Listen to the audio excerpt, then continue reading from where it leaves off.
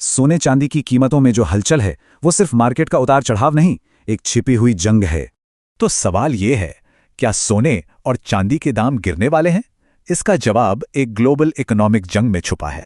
ये मामला कीमतों से कहीं ज्यादा बड़ा है।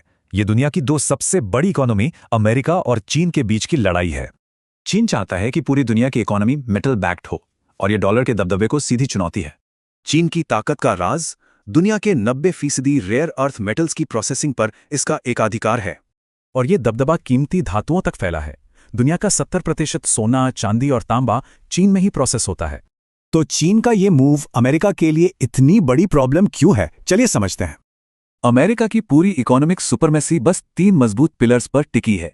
अगर दुनिया मेटल्स की तरफ झुकती है तो ये पिलर्स कमजोर पड़ जाएंगे और डॉलर का दबदबा खतरे में आ जाएगा। इसके जवाब में अमेरिका अपना एक आजमाया हुआ इकोनॉमिक हथियार इस्तेमाल कर रहा है।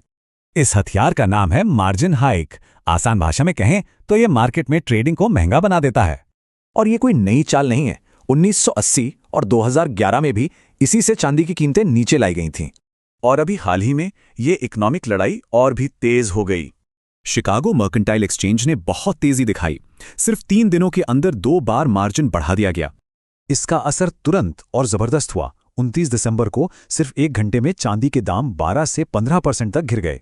और ऐसा लग रहा है कि ये एक्शन तब तक नहीं रुकेंगे जब तक कि मेटल की कीमतें गिर ना जाएं। तो अब स्थिति बिल्कुल साफ है।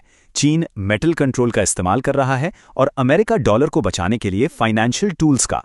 तो अगली बार जब सोने और चांदी का प्राइस चार्ट देखें तो याद रखिएगा, वो सिर्फ कीमतें नहीं बल्कि अमेरिका और चीन का इकोनॉमिक वॉर है।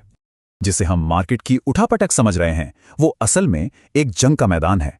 और सवाल यही है कि आखिर जीतेगा कौन।